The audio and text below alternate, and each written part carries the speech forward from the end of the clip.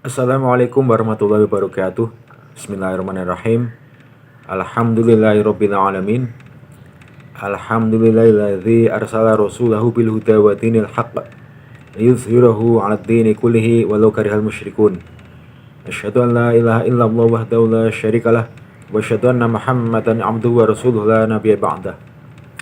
Sobat semua yang dirahmati Allah, kali ini saya akan membahas satu kalimah dalam surah Al-Ankabut ayat 41, yaitu kalimat ittakhadat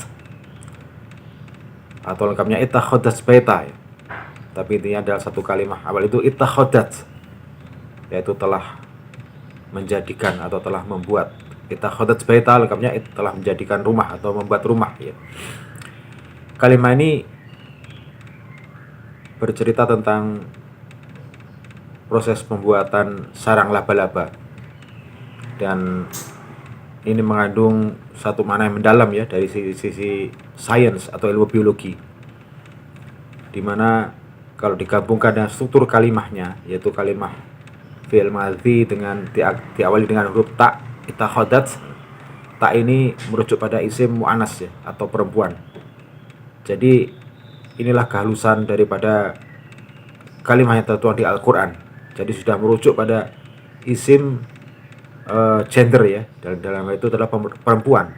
Ittakhadat artinya adalah pelaku yang membuatnya atau yang melakukan pekerjaan itu adalah berjenis gender perempuan ya, atau betina. Ittakhadat baita artinya makhluk betina yang membuat rumah ya. Dalam hal ini merujuk kepada ayat sebelumnya, yaitu Al-Ankabut, yaitu laba-laba. Saya bacakan lengkapnya di surah Al-Ankabut ayat 41.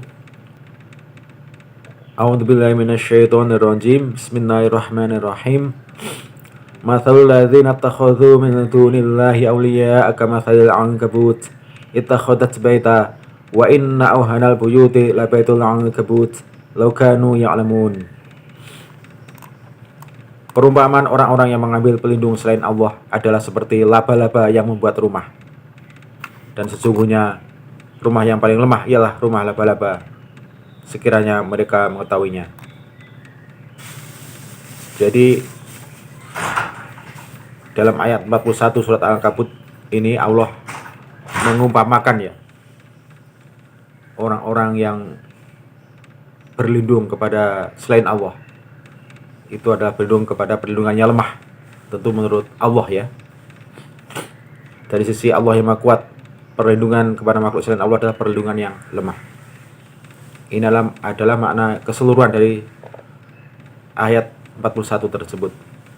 Namun seperti yang saya utarakan di awal tadi ya, saya hanya membahas satu kalimat saja, yaitu ittakhadat tadi ya. Ittakhadat maknanya adalah menjadikan ya. Jadi ittakhadat baita telah menjadikan rumahnya makhluk perempuan ya. Tak itu artinya mu'anas, itu perempuan yang saya sebut tadi. Siapa itu? Al-Ankabut tadi ya, laba-laba. Jadi inilah maknanya halus dalam Al-Quran. Al-Quran sudah menetapkan 1400 tahun yang lalu ya, bahwa yang membuat rumah laba-laba ini adalah makhluk laba-laba berjenis betina. Artinya makhluk jantan tidak bisa membuat ya.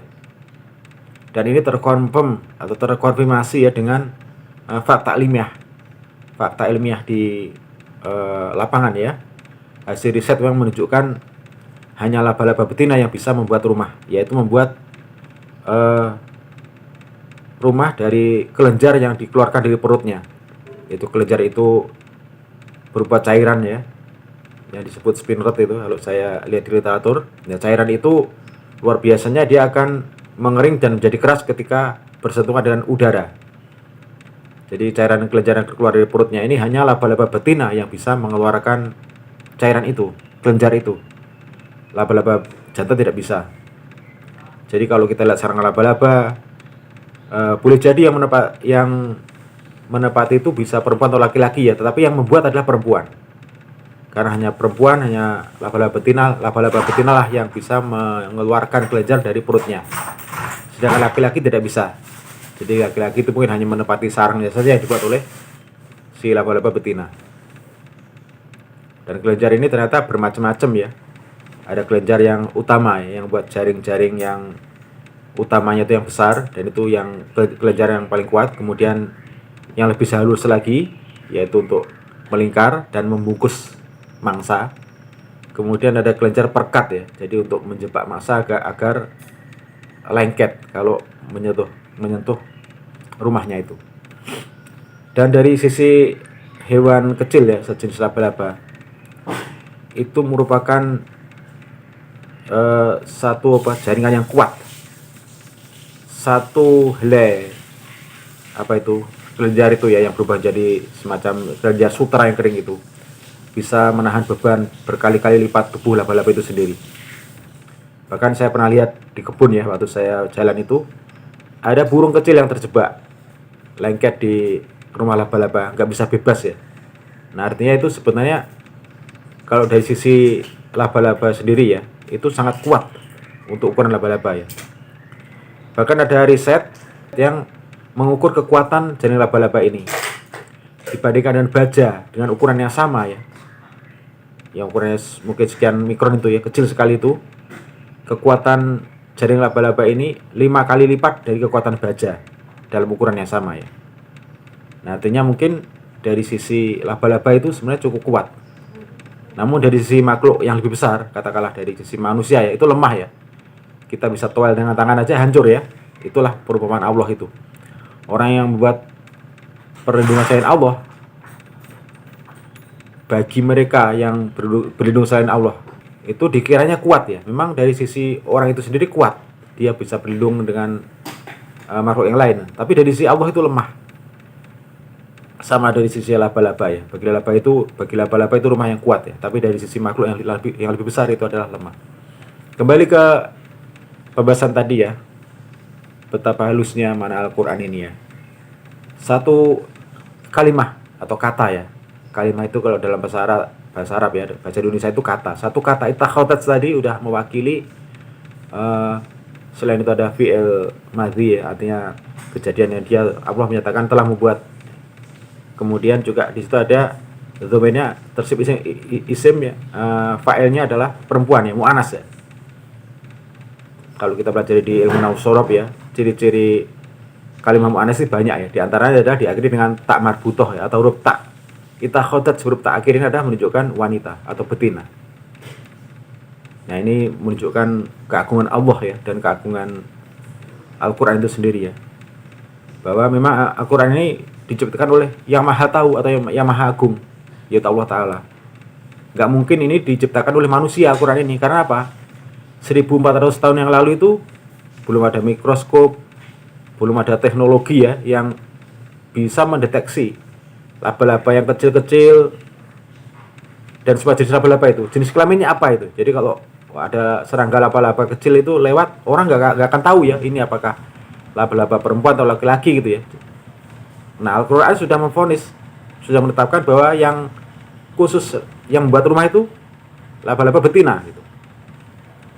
Dan itu terkonfirmasi dengan hasil riset sekarang. Jika sekarang sudah gampang ya, dengan teknologi yang saat ini ada, bisa ditentukan jenis kelamin laba-laba. Dan terbukti bahwa yang bisa mengeluarkan kelenjar dari perutnya untuk memproduksi kelenjar untuk pembuatan rumah itu hanya laba-laba betina. Demikian ya sobat semuanya, satu kalimah yang bermakna dalam sekali dalam surat Al-Ankabut ini. Semoga kita semakin meyakini dan menambah keimanan bahwa Al-Quran datang dari Allah, kebenaran datang dari Allah Subhanahu wa taala, Rabb yang Maha mengetahui. Al-haqqu min rabbika fala takunanna minal mumtarin. Subhanakallahumma wa bihamdika asyhadu an la ilaha illa anta astaghfiruka wa atubu ilaik. Wassalamualaikum warahmatullahi wabarakatuh.